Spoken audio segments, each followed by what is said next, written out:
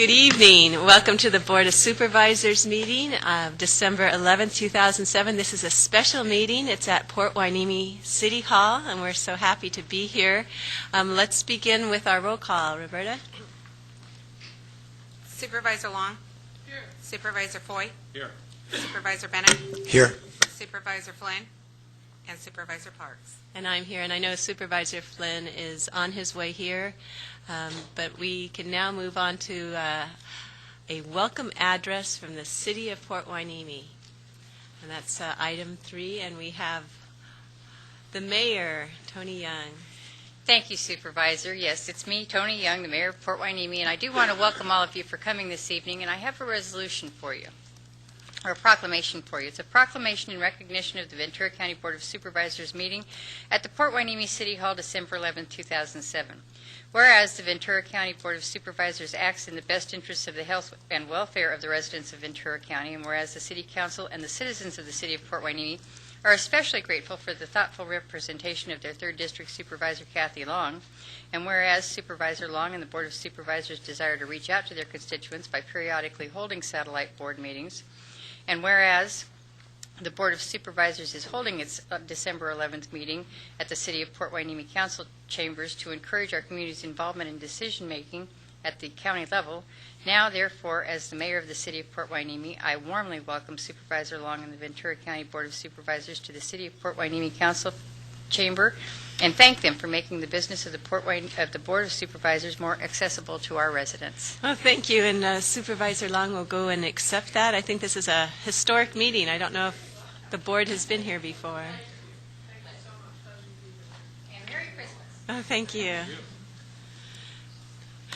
Mayor Young, do you think this is the first time the board has been in Port Hueneme? To my knowledge. Then we are all a part of history then. I see Tony Valente. First time that you... Oh, very exciting. I'm glad to be a part of it, as all of us are. Maybe Supervisor Flynn knows differently. I just hate Our to historian. report this, but I did serve Port Hueneme for a number of years, and we never did meet here. Okay. I'm Well- sorry. Oh, thank you, Supervisor Long, for suggesting this. The next item on our agenda is a moment of affirmation, and we have Lieutenant Carl Rhodes with the Chaplain Corps with the United States Navy here. Thank you, Madam Chairwoman and esteemed board members, for inviting me this evening to the board meeting. With your permission, ma'am, I would like to offer a brief moment of invocation. Shall we pray? Almighty God, as we open this board meeting, we first turn our hearts and minds towards you. Thank you for all the blessings that you so richly bestow upon us. At this time of year, we are especially mindful of you. During this season that is sacred to so many of the world's religions, we are filled with hope that only you can provide. May our actions always reflect your glory.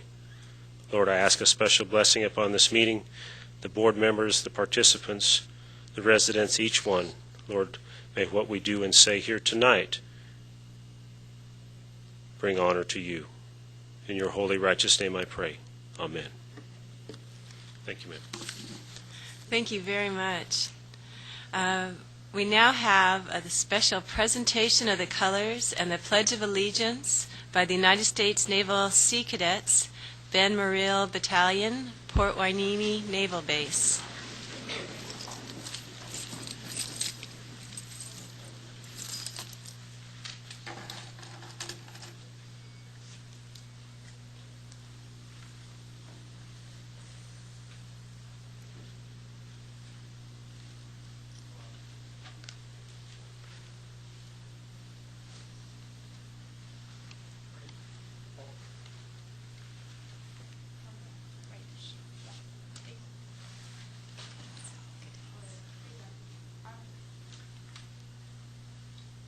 Will everybody please join me in saying the Pledge of Allegiance? I pledge allegiance To the flag of the United States of America and to the republic for which it stands, one nation, under God, indivisible, with liberty and justice for all. Order. Arm. Post. Colors.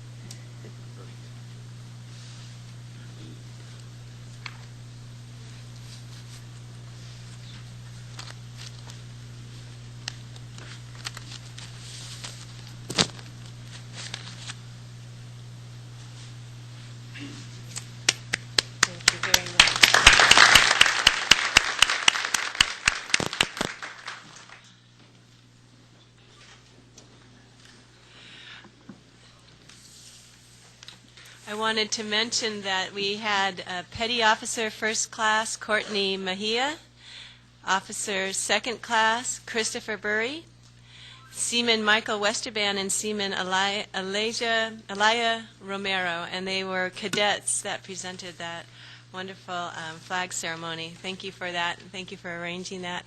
I see also we have in the audience Mayor Pro Tem Sharkey. We have so the Honorable former council member and Mayor Valente. Welcome. Am I missing some others of your council? Oh, wonderful. We have several council members, former council members from the city.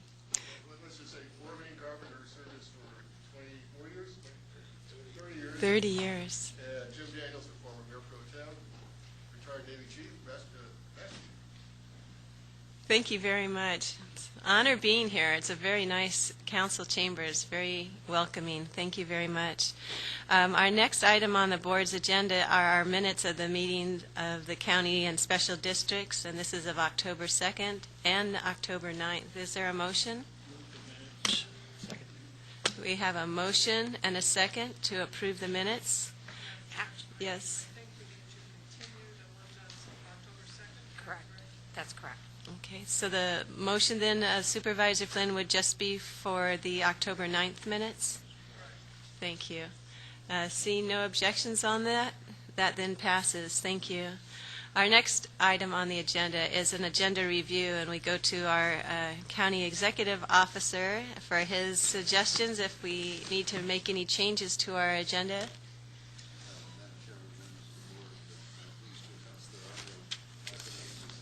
On? Okay, am I on now? Yeah. Okay, Madam Chairman, there are no additions to the agenda that I am aware of. Unless your board wishes to modify the agenda, we suggest you approve it as submitted. Thank you. Are there any requests from the board to make any changes to the agenda as we have it? Not seeing any. How about a motion to accept the agenda as it stands? Motion and a second with no revisions. That passes. The next item on our agenda is to look at our consent agenda items. These are items 11 through 14.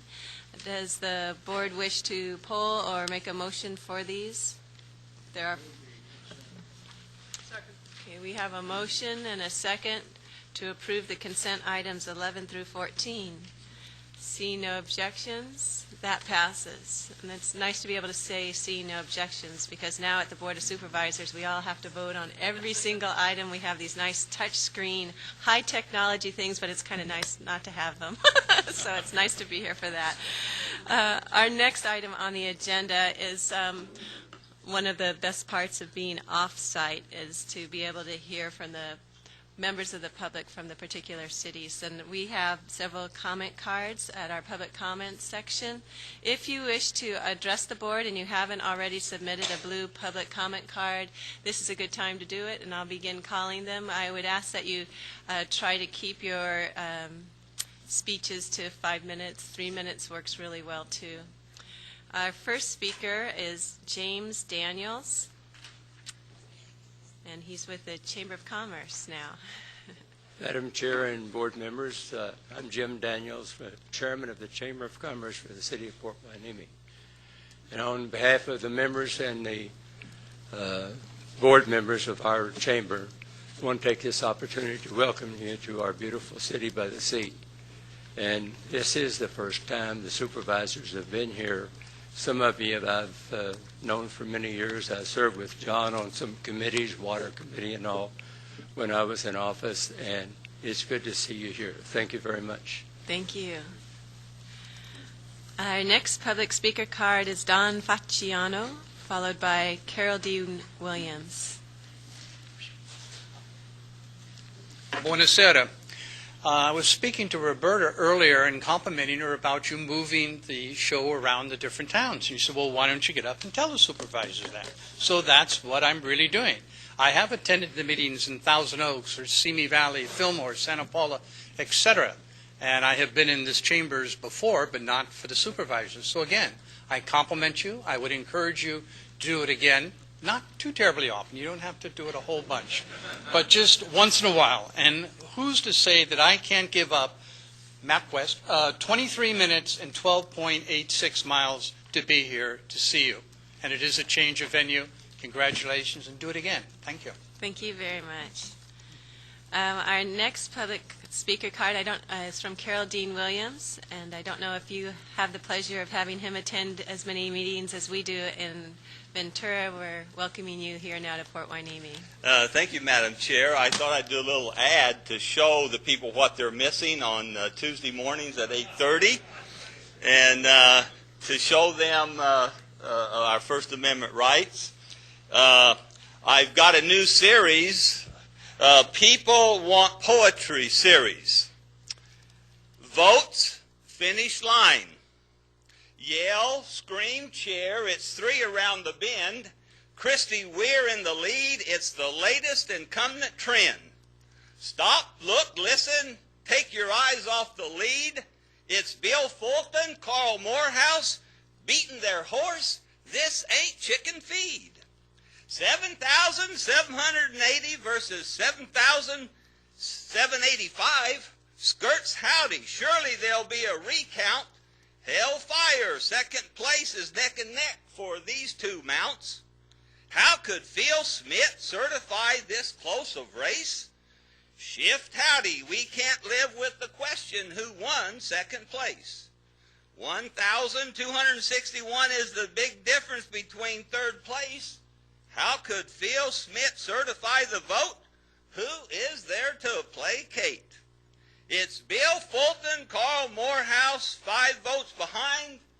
Williams is training 7 C&I dogs to replace their moonshine. Yell, scream, cheer, it's 2 neck to neck. People want poetry, but all the city council does is complain of their paycheck. Thank you. Thank you, Carol Dean. You can watch him on Tuesday morning at the Board of Supervisors. Alan Sanders is our next speaker, followed by Penny Boehm. Good evening, Chairwoman Parks and members of the board. It's really good to see you here in Port Hueneme. I wish I could see you here more often. I'm here today representing Ormond Beach Observers, and as my good luck would have it, I just participated in shooting still photos and videotape of a beautiful sunset, and each one is different, unique, and wonderful. But as I engage in these activities, I frequently think about the foreboding, impending issues of encroachment of development, which greatly threaten that beautiful place. And some of us think that this is one of the most beautiful places in Ventura County, possibly Southern California. It's something that's inspirational to a lot of us. I know you have another item on the agenda where you're going to be talking about the economic value of our military bases here. And, you know, there's an encroachment issue as regards the bases, the economic engine that they provide. And I believe I've addressed you about this issue before, but I'd like to remind you that the encroachment upon our wild and scenic areas and our military base is probably as significant as any issue that faces Ventura County right now.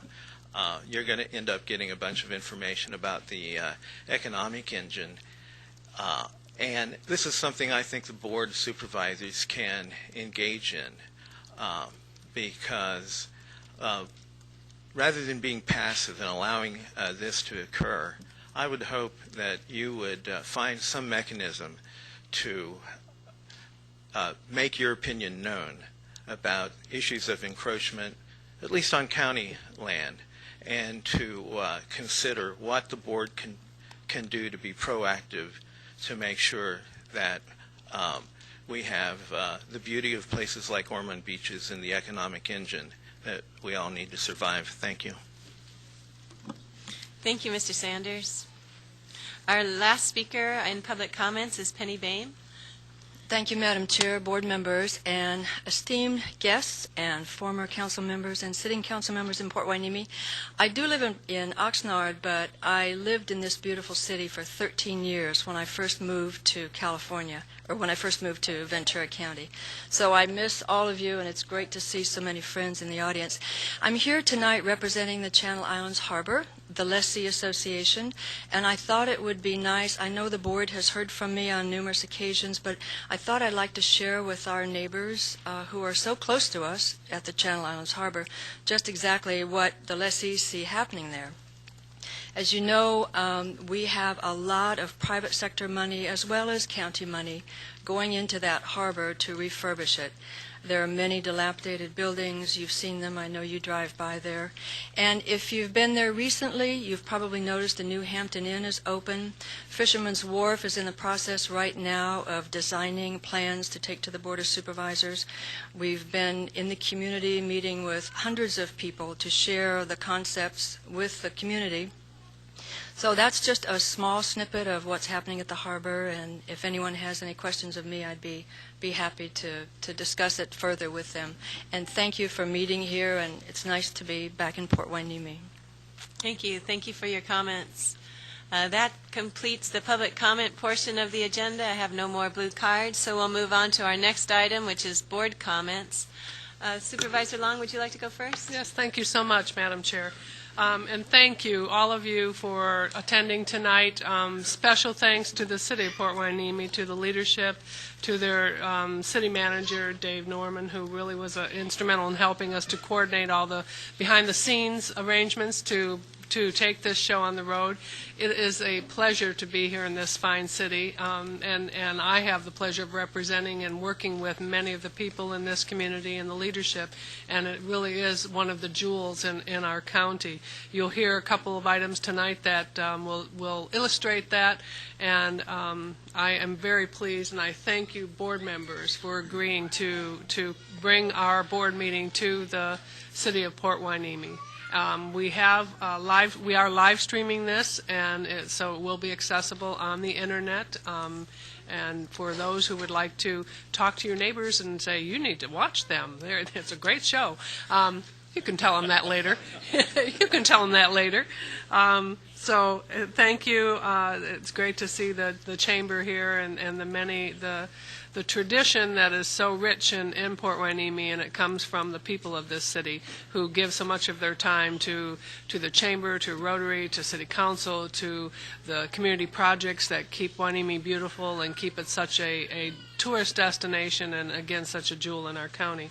Ormond Beach being certainly one of those that we're all very much interested in and working hard to move ahead the dream of Ormond Beach and the restoration of those wonderful wetlands. I wanted to mention that, and also to see what else I have here.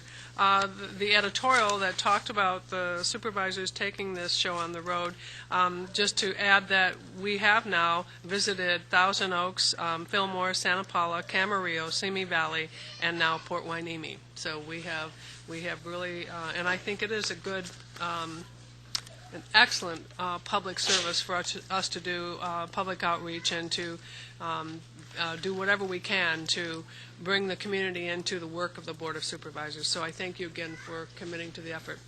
And I would ask that the board adjourn in memory of these folks I have on this list. I would call out particularly one who today was listed in the paper, and that's for Joe Bravo, Santa Paula resident, lifelong resident of Ventura County, graduate of Santa Paula High School, served in World War II, and he was very active in the local community in Kiwanis, Knights of Columbus, and served as mayor of Santa Paula for a period of time too. Just a wonderful gentleman, and he will be missed by the community.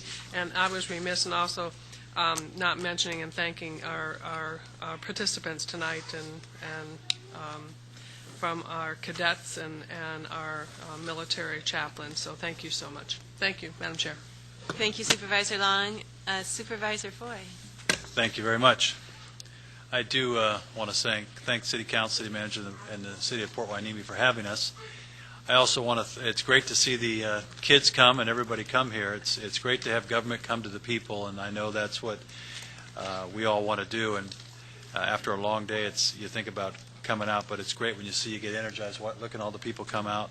And I also want to thank the people from the county, part of our rest of our service, for them putting this together, and Roberta and her crew putting all this all up. But also they've worked, they're 8, 9, 10-hour days and are here tonight too, and I want to thank you for coming out and being part of this.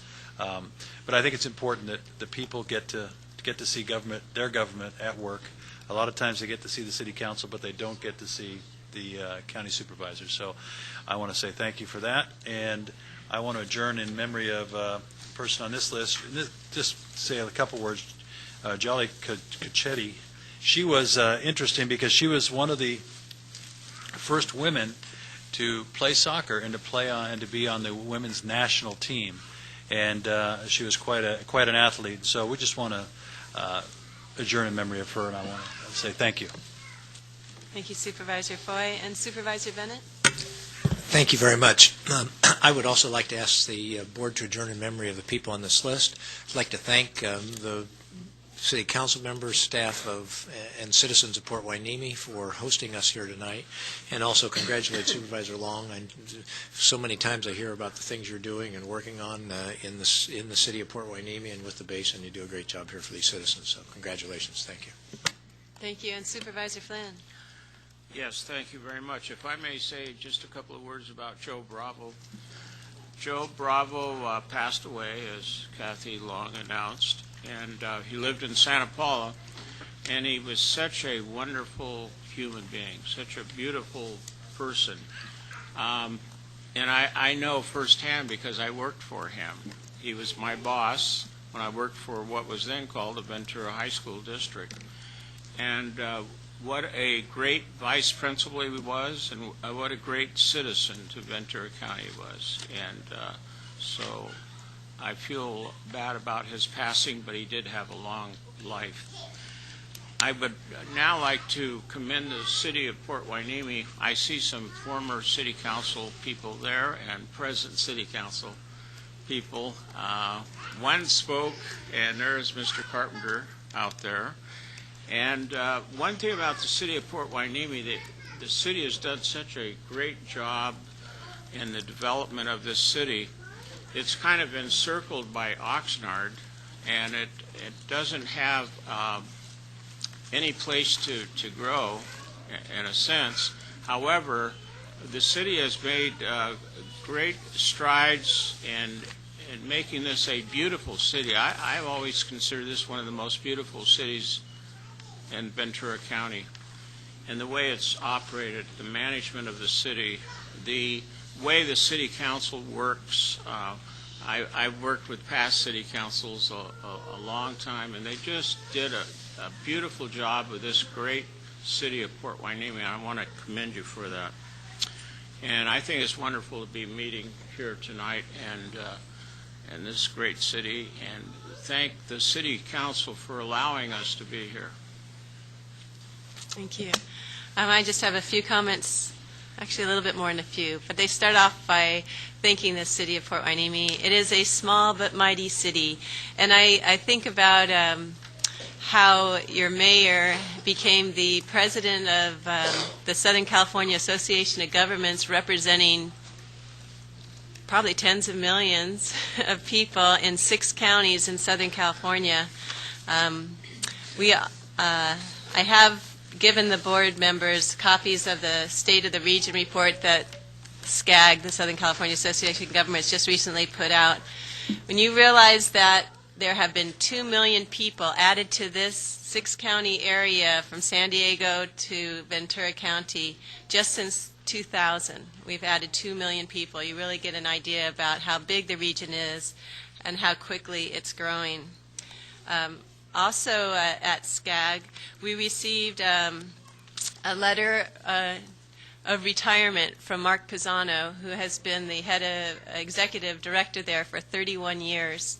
And it talks about the accomplishments, but I have to note it is a lengthy letter. It's 5 pages long, but in the first page, it does mention the accomplishments of John Flynn when he was the regional director, when he was the head, as Tony just was for SCAG, pointing out that it went from a 17-member executive committee when John Flynn was the president of it to what is now a 72-member regional council. You wouldn't think that you could get 72 people around a table. And I'll pass that over to John so he can see that. But SCAG has done some amazing things and recently released a transportation plan and a regional comprehensive plan that are dedicated to a lot of work. And I think the regional comprehensive plan particularly starts looking at how, as a multi-regional look at global warming, is one of the big things that we are trying to address now with some bold actions. So we all need to work together on that one. Then two other comments. One, our Behavioral Health Agency received an award, the inaugural Science and Service Award from the Substance Abuse and Mental Health Services Administration.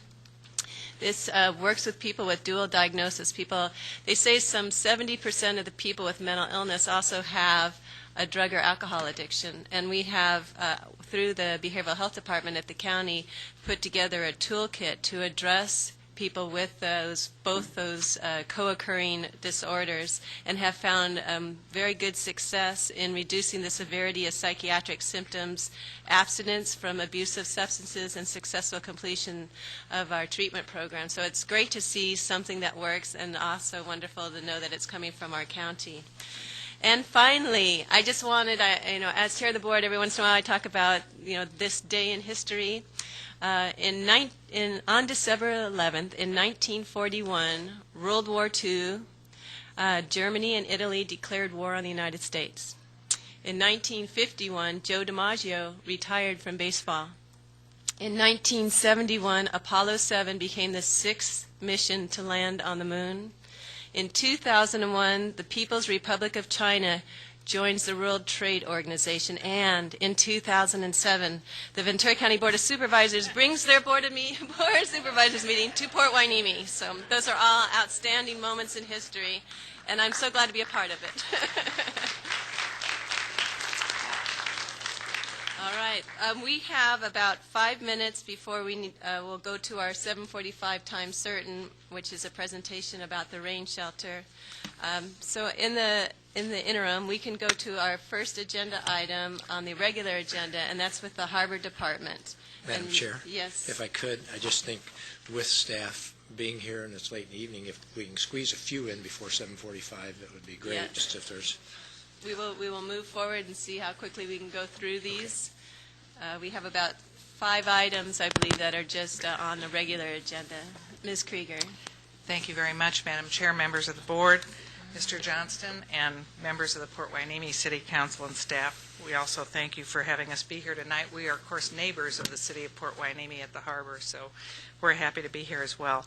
I'm here tonight with the approval of assignment, a request for the approval of assignment of Anacapa Marine Services leasehold from Anacapa Marine Services to Bellport Group, Inc.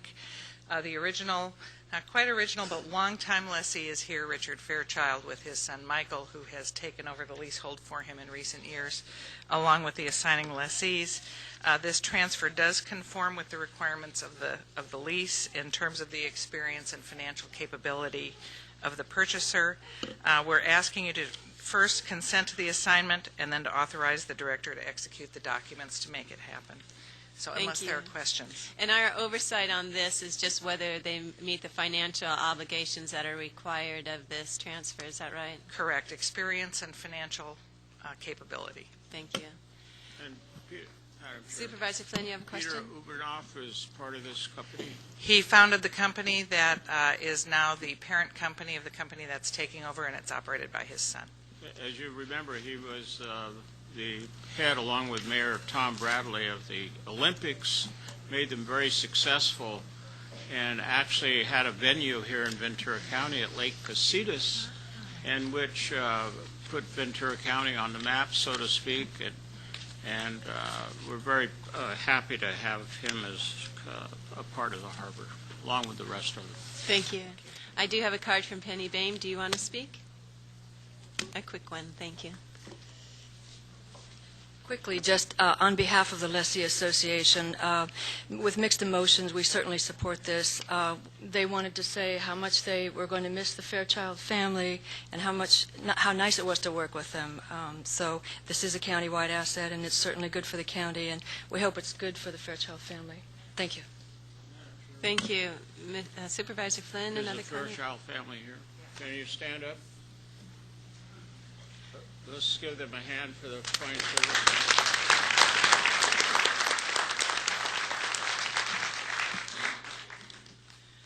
Thank you. Do I have a motion on this item? Move the second. We have a motion and a second. See no objections. That passes. Item 22 is the Ventura County Library. I saw Ms. Griffin, our head of our libraries. Good evening. I'm going to go really fast because I don't think this item will take long. So I do want to point out that Port Hueneme is the home of the Ray Pruder Library, one of our most well-used and beloved libraries, and I invite you all to see it. And it's also the home of the Rosenbluth Family Homework Center, which is a heavily used center, too, by a Port Hueneme council person.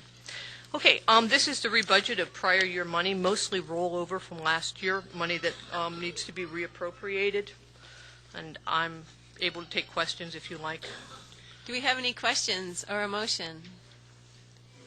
Second. We have a motion and a second. Seeing no objections, that passes. Thank you. Thank you for coming and giving us that report. Item 23 is our Auditor Controller, Ms. Christine Cohen. Good evening, Chairman Parks, members of the board, Mr. Johnston. As you'll recall, on November 20th, you received information on the developer fees, and tonight you're being asked to complete that annual review and to look at attachments 1, 2, and 3. Attachment 1 is the summary description of the fees. Attachment 2 is the 5-year fund commitments. And attachment 3 is the summary of the qualifying accounts, including the beginning and ending balances, the fee, interest, other income, transfers, and amounts of expenditures and refunds made during the 06-07 fiscal year. We ask you tonight to find that the fees and the fee purposes identified in Attachment 1 have a reasonable relationship, and find that the anticipating funding sources, amounts, dates of receipt of funding to complete the projects, and the date of the construction commencement are identified and designated as required by the government code. Thank you very much for the report. Supervisor Long? Move the recommended action. Motion and a second from Supervisor Flynn. Seeing no objections to the motion, then that passes. Thank you, Ms. Cohen. 2 more items. We have the County Clerk Recorder and Mr. Schmidt's recommendation regarding consolidation of the general election. This is the man that runs our elections division for the entire county of Ventura. Good evening, Madam Chair, members of the board, Mr. Johnston. I am here on behalf of the Elections Division to have you receive and file the certification of the consolidated general election, which we had in November, and answer any questions that you might have. I do have a question. Yes, ma'am. Following you on this is a speaker card from Carol Dean Williams. I know he has brought up a question about some precincts that might have recorded as 0 before, and I don't know if you can address that. Yes, I can. It's a matter of choice whether or not you report the absentee or the mail ballot precincts or not. In this particular case, we did not report them. There were 40 mail ballot precincts, some of them with 0 registered voters, some of them with 4 or 5. Anything under 250, we have the option of doing a mail ballot. And in this particular case, there was a new form requested that you had the choice of either reporting them or not. The decision was made by the assistant registrar at that time not to report them because it doesn't change the vote. Thank you. There has also been some allegations of fraud in the elections office. Is this the one from Carol Dean Williams? Yes. Thank you. And I would like to address that also because there is a question of 11 missing ballots. There were 11,667 absentee ballots received by the elections office.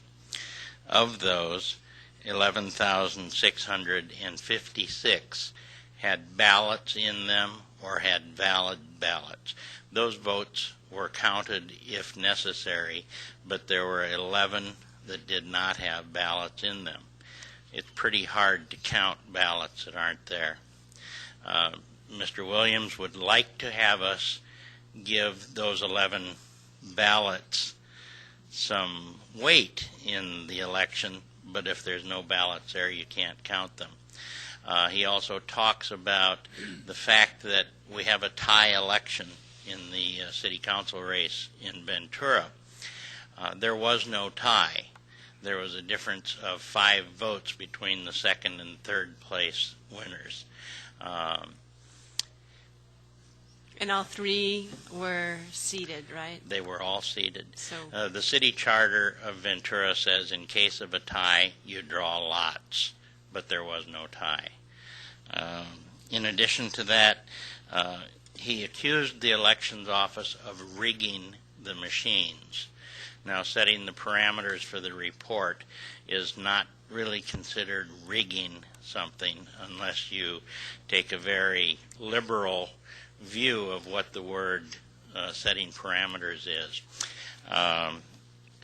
We have been working with Mr. Williams from our office to provide him all the answers that he is requesting. They don't all suit him, but that's okay. We know what is required by law, and that is what we do in the elections office in order to ensure that we have fair and impartial elections. thank you for answering that. And does the board have any comments or questions? Okay, then we'll go on to our next card and then a motion. And Mr. Williams, you're up. Thank you, Mr. Smith. This is a public process, open, and it took me from November 6th to November 30th, and I'm the one that discovered the 11 votes that still has not been reconciled according to the Secretary of State guidelines. They have not been reconciled. Is Mr. Smith still here? Okay. Here's the copy of the CD I bought from elections. It only has 3,184 permanent absentee voters, and we had 9,000 vote. They are not in the database. I wish that question, if Mr. Smith would come back up and answer that question, why they are not in this database, and this can't be disputed. I'm the one that found these 11 votes. I'm the one that deserved an answer and did not get an answer till tonight. I'm not sure that that answer is satisfactory right now. I'll explain why. The final results attached to the certification. This is the second question I'd like Mr. Smith to answer. Undervotes and overvotes are just as much counted as the votes for the candidates. They are omitted on the paper attached to the certification. But on November 30th, folks, with this bloodhound, I got the undervotes.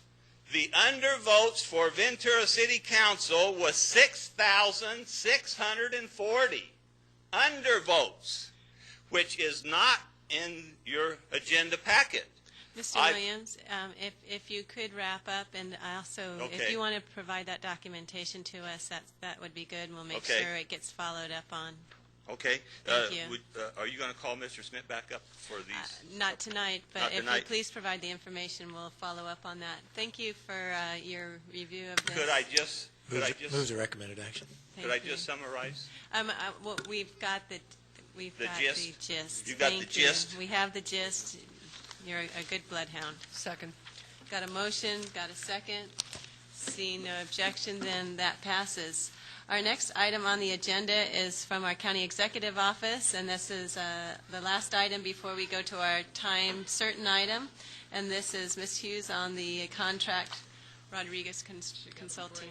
Good evening, Chair Parks, members of the board. Mr. Johnston, for the record, my name is Sue Hughes. I'm the legislative analyst for the County of Ventura, and happy to be here in the city of Port Hueneme, who I might add is a partner with all of the other cities and special districts in the County of Ventura as part of the counties, the Integrated Regional Water Management Planning Group that have been together for the last 5 years working on securing grant funding for water quantity and water quality and habitat projects in Ventura County.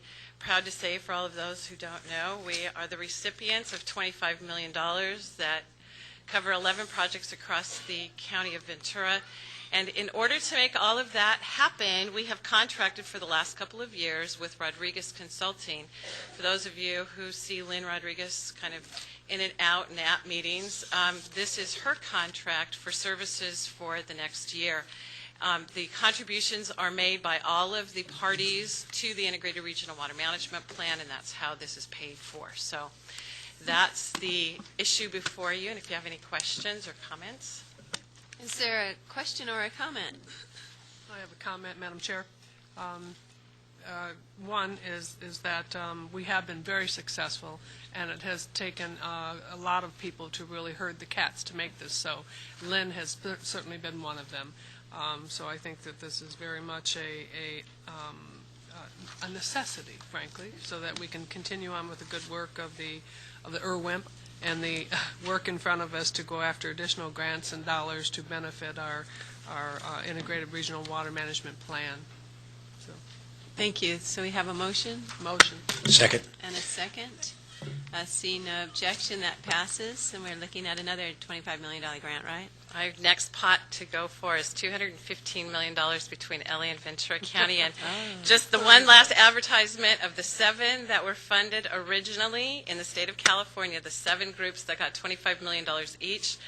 I'm proud to say Ventura County was the first and so far the only one to accept the grant funding. So my motto is, if we're out in front and taking the money and spending the money and developing things, we should be the next ones in line for that $215 million. I'd like to point out that Ms. Hughes guaranteed we'd get that next $200 million. Oh yeah, it's recorded, isn't it? Thank you. Move to receive and file a correspondence agenda. Okay, we have a motion and second on the correspondence agenda, and that seeing no objections to that, those are items 26 through 29. We have finished with our regular agenda, and we will now move on to our time certain items, and our first one is item 15. I think Supervisor Long is going to be doing this one regarding the Rain Transitional Living Project. I am, Madam Chair, and I know we have lots of folks here to celebrate, and I'm so pleased that this again is in the fine city of Port Hueneme, so that we can share with you the wonderful work of this Rain Transitional Living Project. This is the 10th anniversary of this project in our county, which is a regional project funded by many partners and providing wonderful service to our homeless population. And I'd like to invite up to the podium as I read the whereases to recognize this 10-year anniversary. Accepting the resolution will be Debbie Hyde, the director of the RAIN project, and I believe she has some resident folks here speaking with her. We also have the pleasure of having Amy Mia here, the president of the RAIN Communities, Inc., which is a nonprofit board. Amy. And Debbie, you tell me everybody who you want to come up after I finish reading the contents of this proclamation, this resolution to celebrate this 10th anniversary of our wonderful rain shelter. There are certainly numerous families and individuals who experience homelessness annually in Ventura County, and many of them are women and children in need of a wide range of services in order to successfully live and contribute to our society. The RAIN Transitional Living Project began in 1997 to assist those living in Ventura and the Santa Clara River bottoms who were required to leave in anticipation of the El Niños. It seems like that's a long time ago, but it's also an event that could happen tomorrow. Oh, well, we'd like to have some rain, but maybe not that much. Not El Niño. But this really did come out of that disaster. Individuals became the nucleus that created the RAIN project, beginning with the goal to assist those in need by stabilizing their lives to make it possible to have them return to mainstream society. The RAIN Transitional Living Project has grown. It's a well-respected program and assists the most vulnerable in our county.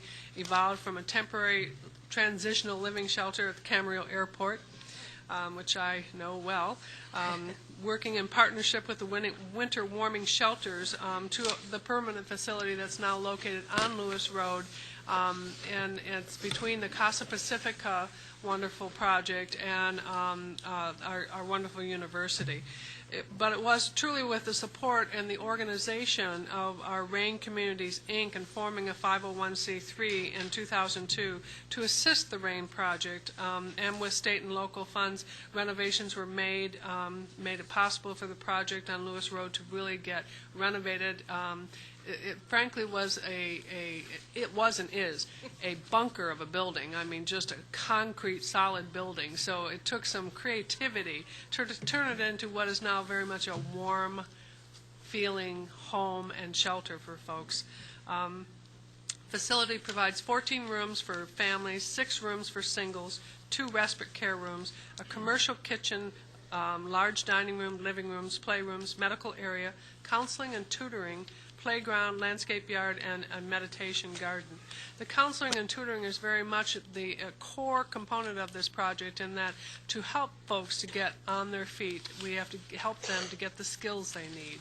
And if that requires job training, how to do resumes, how to reach out to find the right job that fits their skill sets, that's what we're there for, and that's why it's important to have them on site. Since its inception, the project has served 1,583 individuals, 853 adults, and 730 children from every city of the unincorporated area of Ventura County. 60% of the RAIN residents have achieved permanent housing upon leaving the RAIN project. So we have a successful, measurable outcome with this project. The success has come from the dedication of staff and volunteers, outstanding support services, counseling for both adults and children, tutoring, drug and alcohol and domestic violence support groups, parenting, and money management classes, the Children's Beyond the Backyard and Child Watch programs, medical and dental services, and other classes. The services are provided by grant funds and countless volunteers dedicating their time and talents. The faith community has just wrapped their arms around this facility. We couldn't do it without them. So it really is with great pleasure that I have the opportunity to present this 10-year anniversary to congratulate the RAIN Transitional Living Project, offering best wishes for many, many more years of a helping hand, a warm heart, and reaching out to the families and children who need us and doing what we feel we do best, which is to help them. So I'll step down to present this, but I know you have some special. Let me have you do that. I'll step down and you can start with the special comments and people you have with you tonight. Madam Chair Parks, Supervisor Long, Supervisor Foy, Supervisor Bennett, Supervisor Flynn, who I know is here somewhere, and Mr. Johnston, there are no words for me to be able to express how honored I am to be here tonight representing the RAIN Project. It is one of those true miracles that we do not often get to see happen in our lives and our communities. And I want to begin by thanking each of you for making this possible. It would not have happened without the courage of a board who is willing to step forward and give a voice to those who have no voice, recognizing that those homeless in our community deserve a home, they deserve a bed, they deserve meals to eat, and they deserve the same chances in life that each and every one of us have been given. And also for our children to be given the same life opportunities that all of their peers have, and every child in each of your districts. As you said, we could not do this without the public-private partnership with RCI, RAIN Communities Incorporated, which I think is truly a model that can be replicated throughout this country. It is that public-private partnership that allows us to be able to meet the daily needs of the children you see here today, the families, the adults, and also within every single one of your districts there are constituents who come each and every day and provide us with the many things that we need. So thank you. I also just have to take a moment and thank that true visionary, Miss Kathy Jinks, who came forward those 10 years ago, and without whom this project would not be alive today. I want to thank the Human Services Agency for welcoming us into their family, and for our director, Ted Myers. Tonight, we have one of our current residents, David Kohlmeyer, who would just like to speak a few words about the RAIN project. Dave?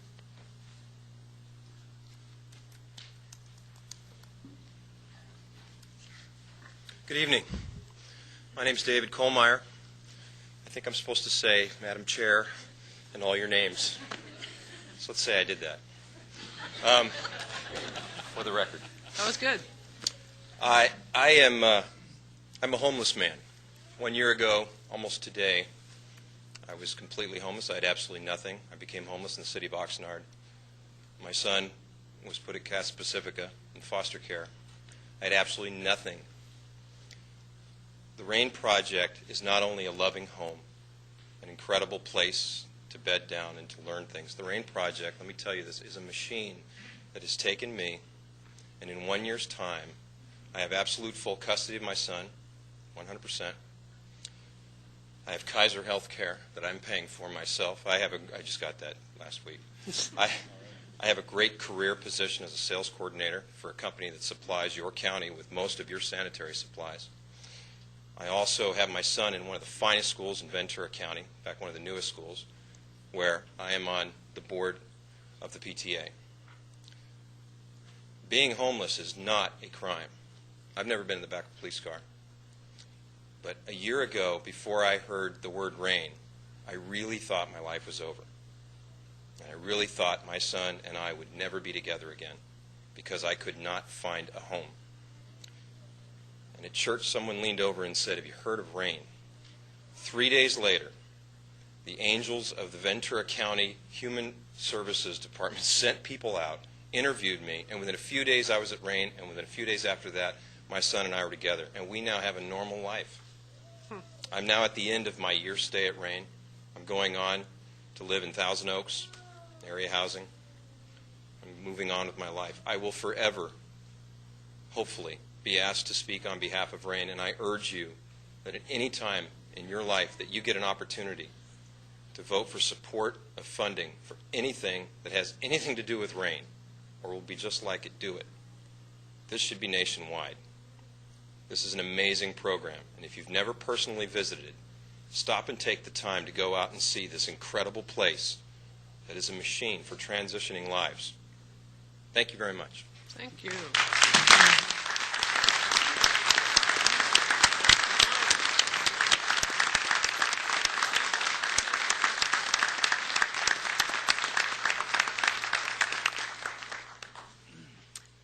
We do have a RAIN graduate, Christina Roca, who would just like to speak for 1 minute. So, Christina? I see her son has run to get her.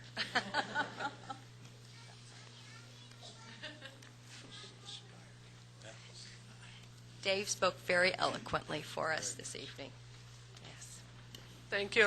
While she's coming in, I'd like to, Ted Myers is here, Melissa Livingston's here, Carol Shulkin's here. These are some of the core people who help and make this program run so well, too. Okay, now back to our...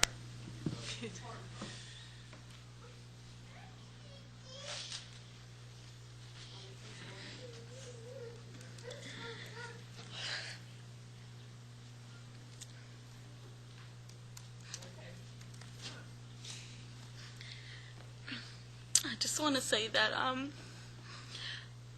almost a year ago I had nothing, and because of RAIN, I now have everything.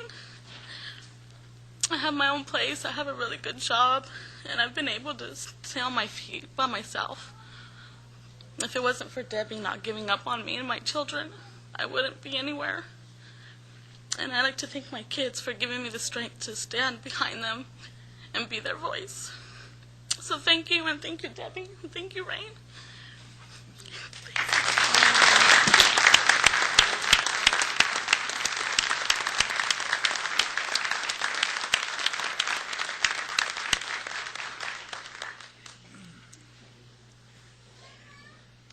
Again, it's my honor to introduce Miss Amy Mia, who's the president of the RCI board and who has given me so much support and encouragement over the past 3 years. I cannot thank her enough.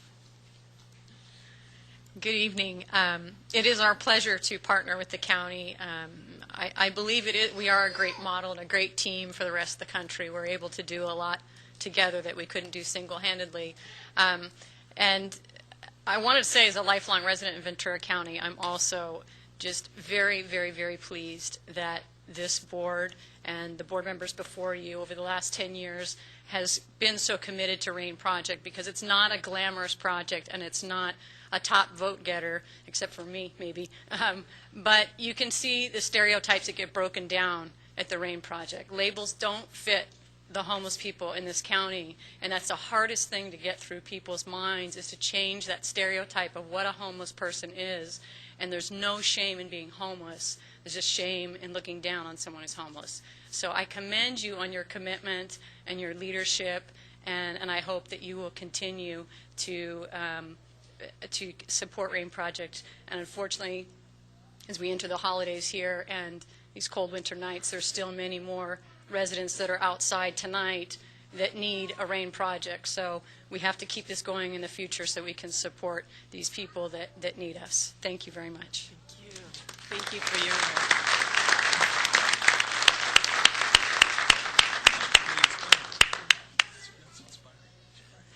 And Kay Doyle is here, also a board member of RAIN Communities, Inc., known to many of us.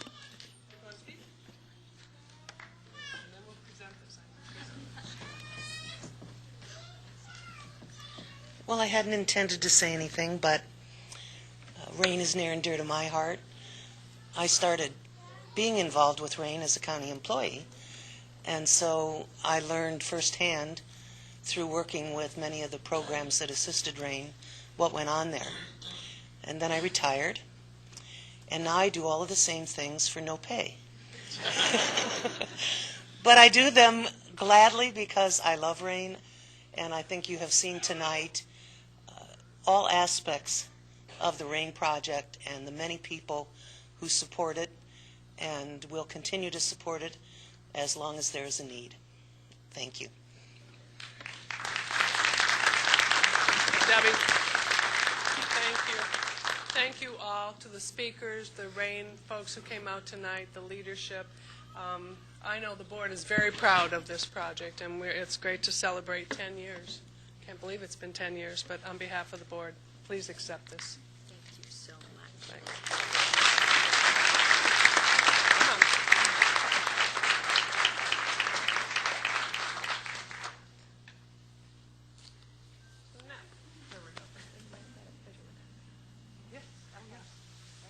Would any RAIN families or children like to come up and have their picture taken with Supervisor Long in recognition of our resolution? All right, come on.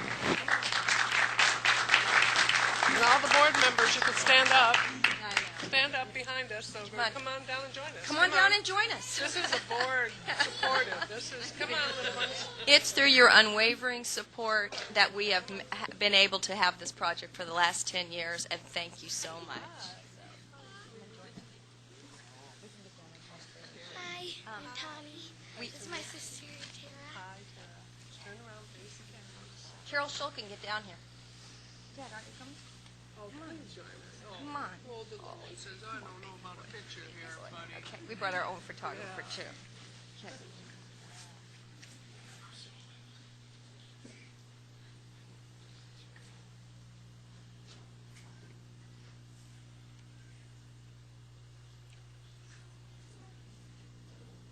Thank you. All right. Thank you very much. Thank you. Beautiful, huh? Isn't that pretty? Isn't that so nice, Paul? That's ours. It's given to us. Thank you. Thank you so much. Thank you so much. And now we're off to see the Christmas lights on F Street and return to the house we call our home for hot chocolate and cookies. So thank you again very much. I know. I don't know, Supervisor Foy, if you've had the opportunity to visit the rain shelter, but it is just a surprise on seeing how many programs are available and how well they all work together for each other. It's nice to see. Madam Chair, if I might. I meant to announce, Supervisor Flynn asked me to announce that he had to leave. One of his staff people fell or had an accident, so he felt he had to go to check on her. So he has left for the evening, and I know we're going to this next item, but the next item, item 17, is a 4/5 required vote. So I guess I'd like to ask the board if, I know we have some folks here to speak to it. Yeah, this is, I have on here at 8 p.m. item 16, which is a receive and file presentation on the naval base. Right, we're going to do that. Yeah, I'm sorry. Okay, and then 8:30 is the item 17. But my That point takes a is that 4/5. requires a 4/5 vote, and Supervisor Flynn has left, so I'm wondering if we should just continue it to next week. If you would like to, but rather than hold. Mr. Quinn? Hello, Mr. Quinn? Bob? How many speakers do we have on that? At this point, I have 2 cards regarding the CB Museum. Okay. The issue I have here is that Supervisor Flynn had to leave, and it requires a 4/5 vote. My feeling is we probably should continue it to next week rather than and so it can be heard fully by all 4 board members. So when that comes up, we could just continue it and rather than hold you up. Okay. I don't think there'd be a problem if you want to make a motion to continue it at this point, so no one's left thinking that we might hear it. Okay, I would like to do that then, and I'd like to ask the clerk if she could tell me if we could get a time certain on that one next week. I know it's our last meeting of the year, but item 17, to have it continued to next Tuesday, the 18th, is my motion, and we'll aim for a time certain. We have a motion and a second to continue it to our next meeting of December 18th. Seeing no objection, then that passes. Thank you. And we can resubmit the cards next week then? Sounds good. Thank you. Our next item on the agenda then is the 8 p.m. time certain, and this is regarding a joint presentation from Naval Base, Ventura County, and the Port Hueneme Oxnard Harbor District, and it looks like I should probably move.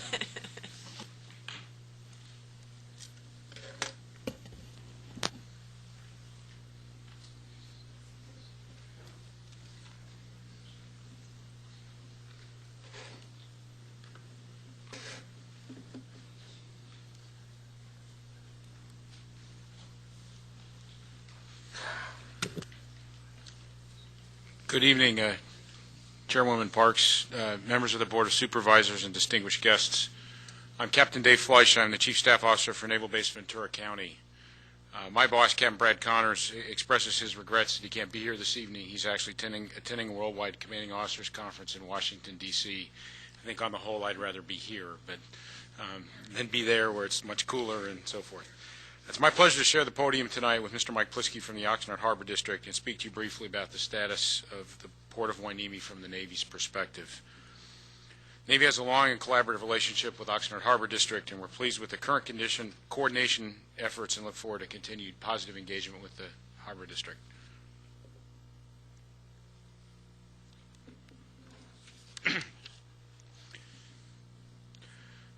This gives you a summary of where we've been over the last 4 years with our support to the Harbor District. And we look forward to supporting their request for use of Wharf 3 and the adjacent acreage. Over the last 4 years, we've only had about 4 or 5 times when we've been unable to support Oxnard Harbor District's requests, and those were due to higher priority Navy ship visits or movements of logistics support. You'll note the numbers there are fairly consistent until this year. The reason why this year's numbers are reduced is we have had a reduced amount of cargo coming back from Iraq. What's happened is a lot of the equipment that's gone over is being rotated through units rather than being brought back. However, we expect that cargo to amount to about double by the end of the year. We have a fairly sizable shipment going to Antarctica from here, so we expect that number at the end of the year to be about 500 million tons of cargo.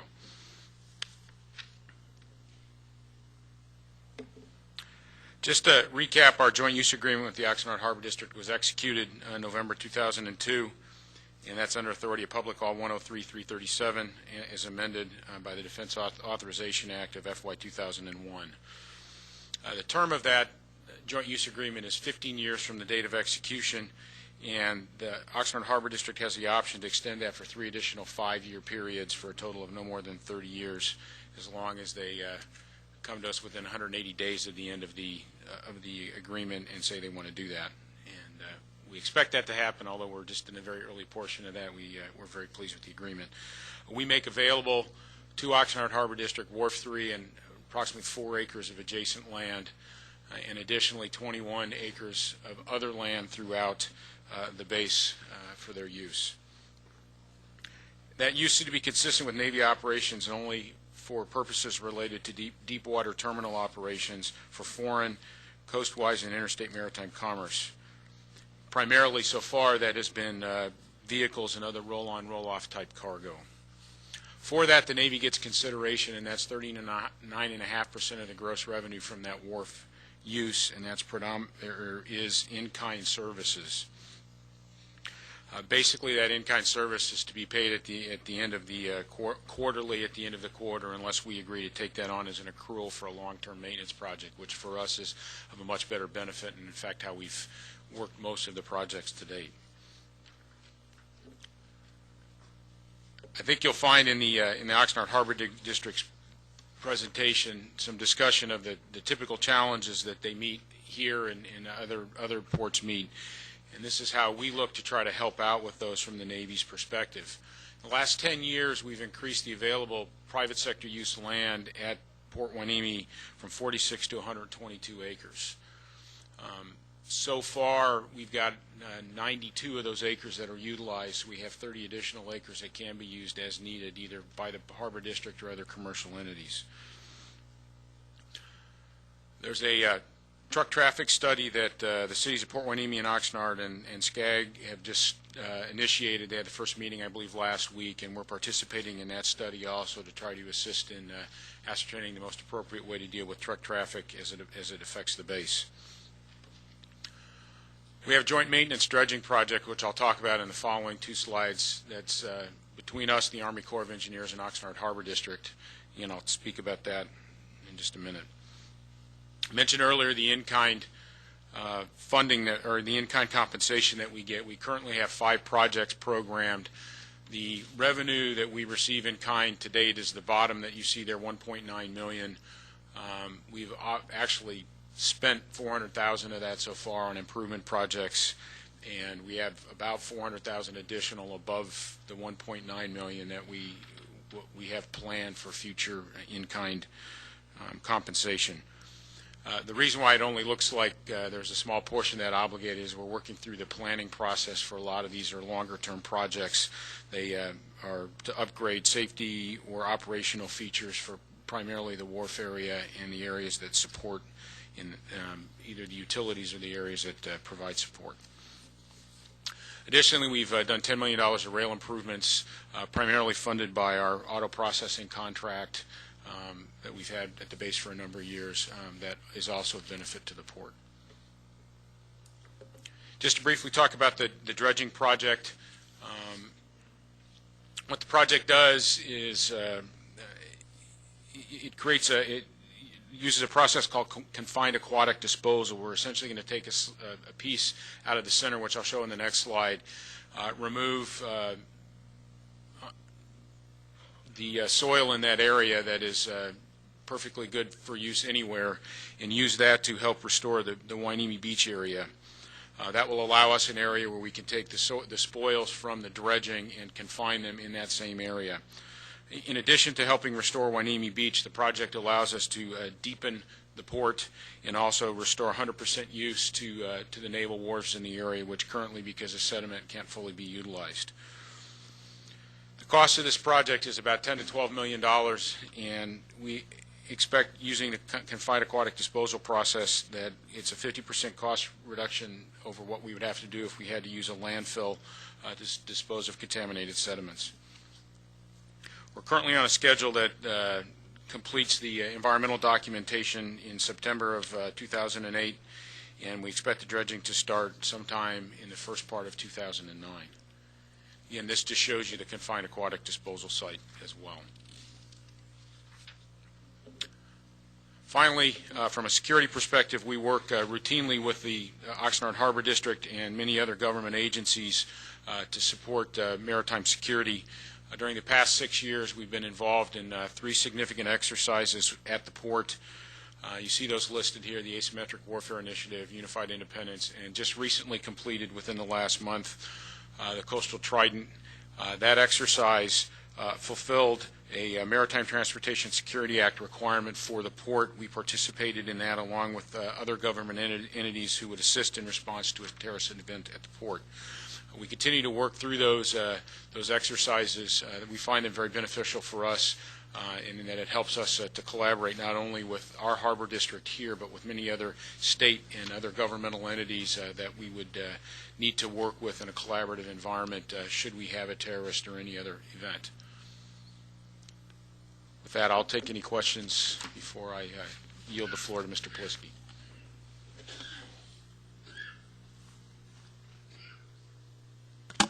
Thank you for the presentation.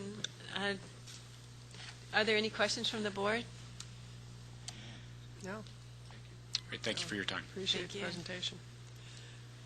And Madam Chair? Yes. And the second half of this, because this is a, right, can I move into right, it? Okay, certainly. is a joint, this is a presentation, and the second half is by the Port Hueneme Oxnard Harbor District, and President Mike Plisky will be providing that information to us. And will you introduce also the other commissioners who are present, sir? Yes. Thank you. Oh, here we go. Madam Chair, board members, thank you very much. It's a real honor and a pleasure to be here tonight representing the Harbor District. I'm especially pleased to follow Captain Fleisch. I thought he did a great job depicting what we're doing together. I would begin by telling you, I'm going to tell you a little bit more about the port and what we do as a port and the benefit to the county. But first of all, I want to say that the Ventura County Star, the readers of the Ventura County Star, picked the 7 wonders of Ventura County. They were the Reagan Library, Mission, San Buenaventura, Topa Tower, Gardens of the World, the Cross of Ventura, Reyes Adobe, and your Port of Hueneme. And we're real proud of that fact. And as you heard earlier, we share that port with the U.S. Navy. Where is the Port of Hueneme? This sounds maybe a little bit silly, but a lot of people do not know. Let me assure you that we are not the Ventura Harbor, and we are not the Channel Islands Harbor, but in fact, we are right there in the heart of Port of Hueneme, the southernmost part of the Oxnard Plain. The state of the port is strong. We're also very pleased with that. We've managed now for almost 30 years to operate the port, not charging any taxes to the taxpayers, although at one time we had that right. I doubt we could ever try to do it today. But we are very successful, and we're pleased of it. Out of the total sales, 81% of our sales comes from ocean freight customers, the backbone of our business. The other 19% comes from such businesses as offshore oil platform support, property rentals, etc. 81% of the sales that are generated by what we like to call the PAC-10. Those customers are NYK Cool, Wallenius, BMW, Del Monte, Glovis, Mitsubishi, Carmichael, Yara, North America, Pacific Vehicle Processors, and General Steamship Corporation. Every day, America's ports, 360 ports, both sea and river, move over 7 million tons of cargo, and that's worth $5.5 billion. And these statistics are projected to double by the year 2020. And by the way, I should add that the reason for these high volumes is to meet public demand. In 1960, international trade accounted for 9% of the gross domestic product. Today, international trade accounts for 25% of the U.S. GDP, and by 2020, international trade will account for 33% of GDP. International trade has its benefits, not the least of which are the jobs that it generates. The things that I know you are all concerned about. For every $1 billion in exports, an estimated 15,000 jobs are created. Jobs in the export arena earn 15% more and wages and 11% more in benefits than our non-exporting jobs. Today, California's exports more than $117 billion worth of goods and services, and they employ over 730,000 Californians. And last but not least, 95% of all of California's businesses that export these products overseas are small to medium size. That means businesses under 250 employees. California's port system forms the gateway to the rest of America. In 1984, 28% of all of America's waterborne commerce transited the California ports. In 1994, that figure had grown to 32.5%. In 2004, it was up to 44%. And today, almost 50% of all of America's waterborne commerce transits the state of California. Let me repeat that. 50% of all the goods and services that come into or leave the United States comes through the 11 ports in the state of California. In Southern California, that has translated into over 450,000 jobs in trade-related industries. That's an increase of more than 300,000 jobs, or 12,000 new jobs a month or a year since 1980. And that's right here in the five-county Southern California region, also known as SCAG. But it's more important than just numbers. What it's really all about is people. Quality of life begins with having a job. And the people who work with the companies involved in international trade represent a significant part of the state's economic vitality. Good-paying jobs with benefits that make it possible to realize the American dream of home ownership. Currently, there are more than 5,000 direct jobs and indirect jobs here in Ventura County related to our port operations, and these people generate over $650 million in economic activity right here in Ventura County. But there are problems on the horizon. The economic benefits of California's goods movement is threatened by several factors, and a great deal is at stake, including our air quality, public health, quality of life issues, efficiency of goods movement, congestion, jobs, income, profit, and taxes. These problems are not caused solely by the port industry, but we are a part of it, and we definitely are affected by it, but we can and we are helping. And I would add that these problems are the same problems for all of our business community. The weakest link in the logistics chain is at our port's back door, where congested roadways or inadequate rail connections are causing delays and increasing transportation costs for everyone. In 2005, 2.9 billion gallons of fuel were wasted by idling cars. That's enough to fill 58 super tankers. 4.2 billion hours were wasted while sitting there idling. In total, that's $78 billion in delays. It is growing geometrically. In 82, it was 15 billion. Today, it's over 80 billion. Some reactions that we hear today are close the ports, or at least discontinue all truck traffic on the streets. Well, I submit to you that's not the answer. If we did, in fact, close all of the ports in deference to doing all the production here, I can tell you that we would not have enough people to do all the work that's presently being done overseas. And secondly, there would be just as many, if not more, trucks on the streets if we were to do that.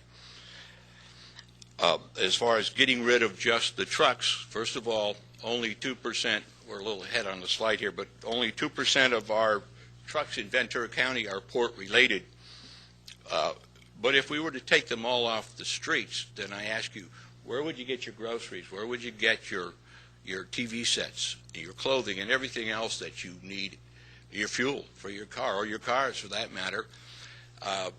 You'd be out shopping at sea, because that's what we would have to do, row your boat out there and choose a vessel of your choice, Walmart or any one of the others, Sears, Vaughn's, wherever you want to go.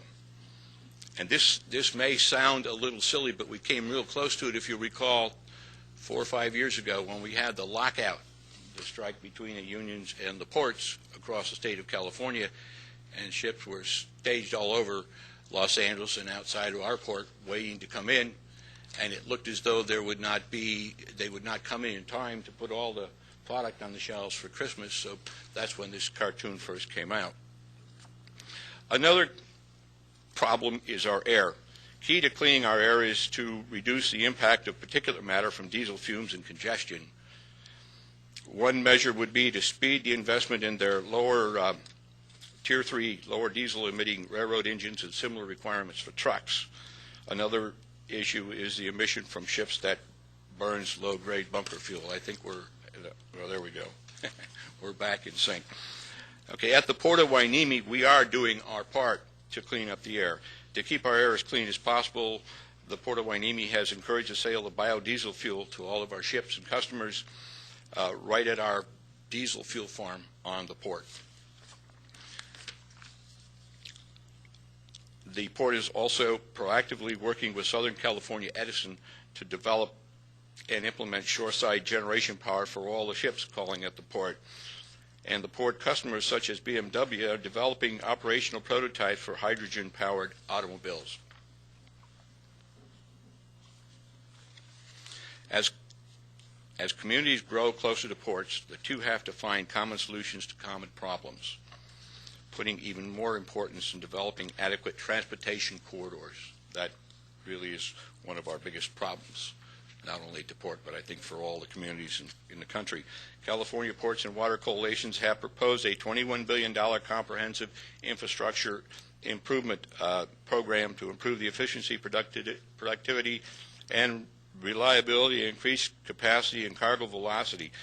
Important improvements for smaller ports include land acquisition to expand operations, grade separations, reducing traffic conflicts, roadway upgrades, improving port access, dredging projects, wharf upgrades, and regional short sea shipping.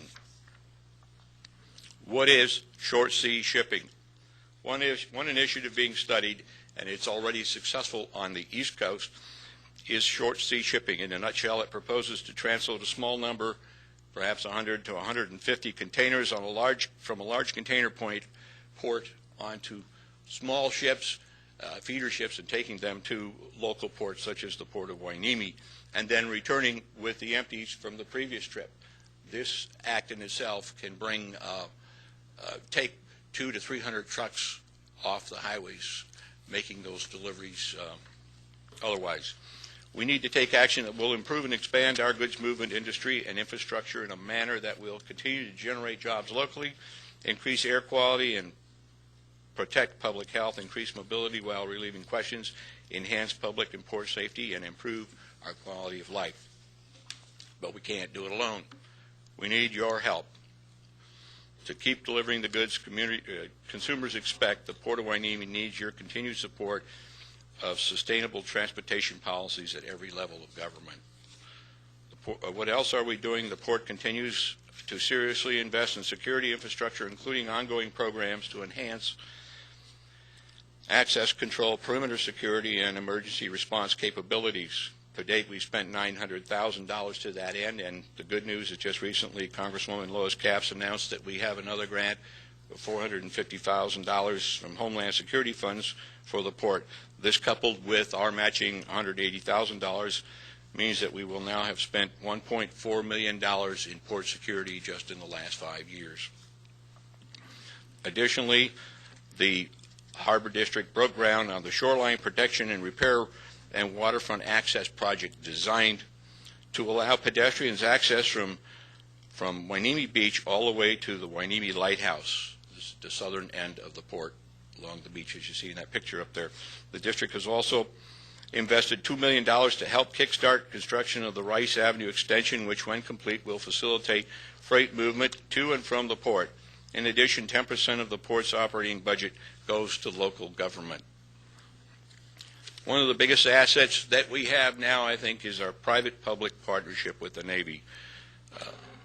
The captain has already spoken to it a little. I want to speak a little more. 20 years ago, the U.S. Senate Armed Services Committee memorialized in the Omnibus Defense Authorization Act of 1984. And in it they say both military and commercial needs can be carried out at this important seaport, and that an era of mutual support between the Navy and Harbor District will be maintained. And I think we've done that quite well. But why do we need a public partnership? One, to provide quality services for infrastructure needs, involve the private sector, and build infrastructure quicker and more efficiently.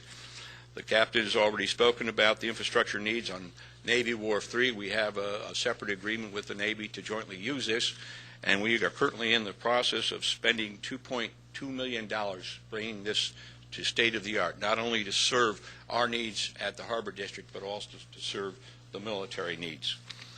We also involve the private sector. Again, the captain spoke about this through the Navy's outreach program. The district customers, such as GAPS, can operate up to 124 acres. The captain said 122. I'm not sure which, generating more than $5 million annually just for military infrastructure improvements.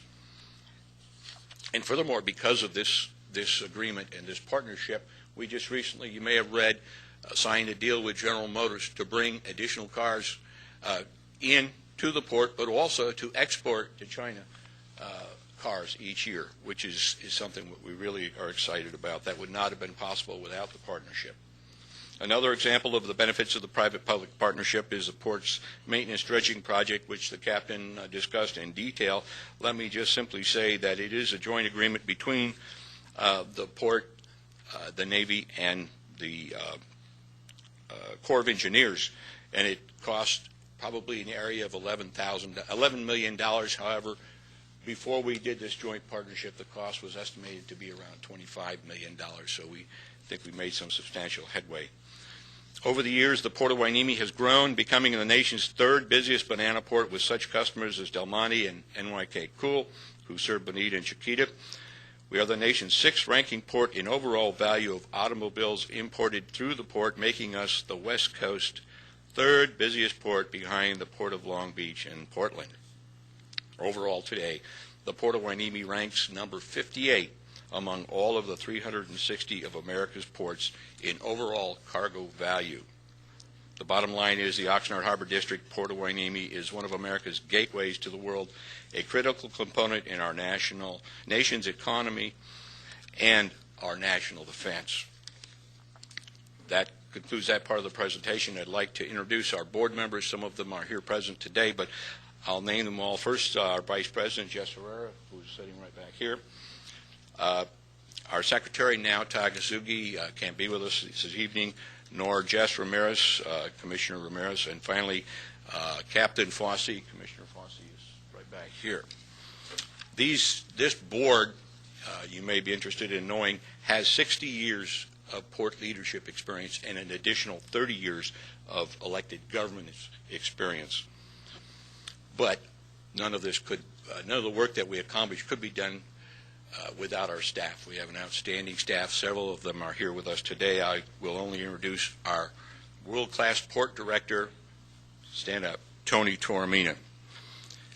And I would be remiss if I did not announce that our board members are all involved in a lot of other community things. For example, I am a 35-year member of the Oxnard Noontime Lions Club. Otherwise, I get fined. Finally, I would like to invite all of you who have not had an opportunity, or even if you have, to come down to the port. And we will provide you with lunch, give you a tour, and you'll have an opportunity to see what really goes on. It's an exciting place to be. Thank you very much. If you have any questions, I will be happy to ask them, or call us at the port anytime. Thank you for that great presentation. Supervisor Bennett? I do have just one question, and that's the issue of air quality. And you Yes. talked about some things. You said you encourage the use of biodiesel. Do you have any data on how much biodiesel is actually used?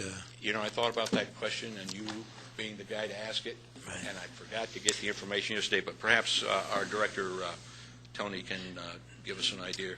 And while he's walking up with that, just to move things along here, I have a second question, and that is, just 2 days ago I heard on the radio about a community that was really asking that the port put some kind of caps on the ship's exhaust and they were told they couldn't do it, and then they finally found out that they could do it. And I just wondered, are you guys aware of that? And is it something you've looked into? There's a lot of effort in that arena going on right now with our port associations across the country and around the world. But I think to give you specific response, perhaps, Tony. Okay. Thank you. The exact volume of the biodiesel is a number we will have to get back to you.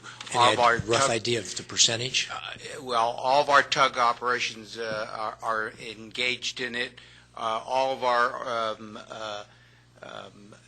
offshore oil vessels are engaged, and the number I'd be just pulling a number out of the hat for the percentage. And we will get back there. And this other idea? With regard to the ability to have shoreside power and to plug in, this will be developed over the next 5 years with the help of our customers who are basically looking at how to retrofit their vessels in order to accept the Southern California Edison power from the port.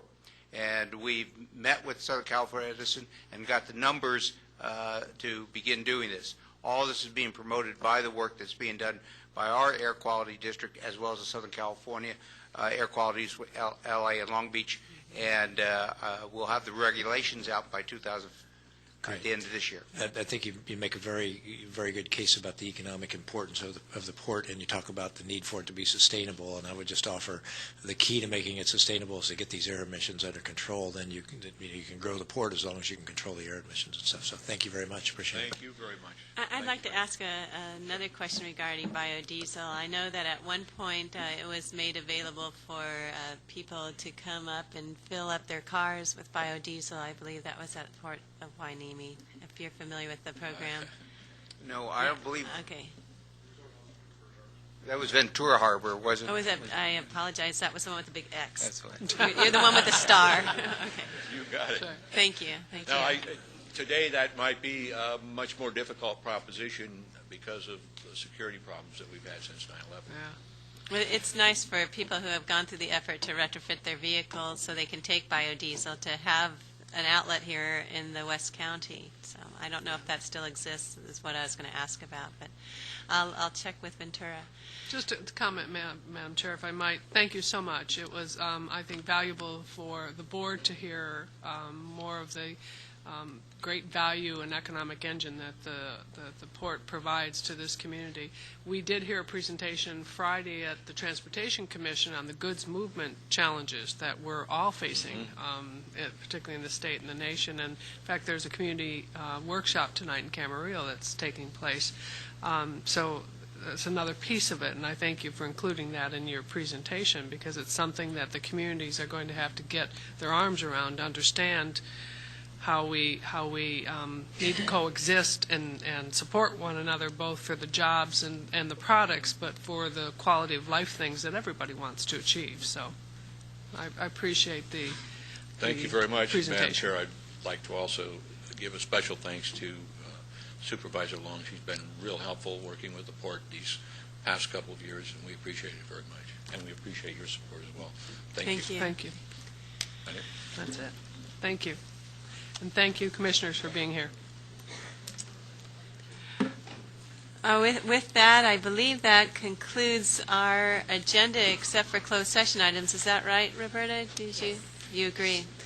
Well, I do want to extend. Oh, no. I'm sorry, Mr. Quinn, you didn't leave yet. We're 11 o'clock time certain next Tuesday. Our item will be back on the agenda. Sorry about tonight. Sorry. Okay. There is one other agenda item that we haven't got to, and that is on our. This was an addendum to our agenda that Supervisor Flynn had submitted, requesting an off-site meeting in the city of Oxnard.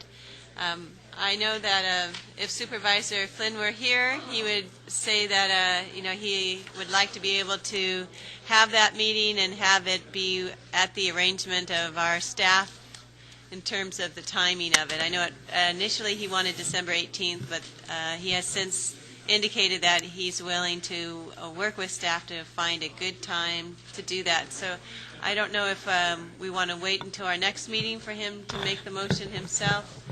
or if we want to discuss it this evening. I believe, I don't have the item in front of me, but I believe it was to move forward with having a special meeting in the city of Oxnard. His motion was to make it a special meeting December 18th, and I would like to, just sort of looking at this whole thing, like to suggest that this be sometime after March 15th. Right. And as I mentioned, I have since talked with Supervisor Flynn, who is willing, I said, to not do it immediately next week, but to actually work with staff to find a date that's acceptable. I'm just looking at the dates. I think it'd be better if we go to sometime after March 15th, and we can talk about that if we need it. But that'd be where I would go at this point in time. If we do have it on our agenda, we do have it before us, so we have a choice to either make a motion on this or continue this into another discussion at a future meeting. So is there a recommendation on a motion to continue or a motion to move it till after March 15th? I would start with it after March 15th, but Why don't we just make a motion, a motion, and let him bring it up and then we can discuss it. Because I agree that if we have too much going on after the first. I just know January and February would not be good times. And there's a wide variety of reasons why we got to do that. So it might be good to indicate at least that's what our desire is, make that motion, and then have him, if he finds out. Then we can discuss it. Right. Yeah. How about that? I would agree with that desire. Okay, I'd make the motion that the board's desire would be to have this sometime after March 15th. Okay, Yeah, if he and wants that to we will discuss it. continue, we'll have the item before us again at the next meeting that Supervisor Flynn puts it on the agenda. He can put on that he wants to, we're putting down that our desire is to have it at that point in time. That's the motion. And if he's comfortable with that, we don't have to visit this again, right? Okay, so we have a motion to go ahead and meet in Oxnard at the arrangement of staff sometime after March 15th. Is there a second? Second. We have a second to that motion. Does anyone object? I see no objection then. So now that completes all items on our regular agenda and our time certain items, and it leaves us with a closed session item. So I'll ask our county council if he anticipates an announcement from our closed session. No, there will be no announcement. There'll be no announcement. And so with that, we will adjourn this special meeting of December 11th in the city of Port Hueneme after our closed session. And with that, we'll adjourn then. Let's thank all of our staff again for staying out late this evening. Appreciate it. Thank you. And working for us. Thank you. All right. Thank you.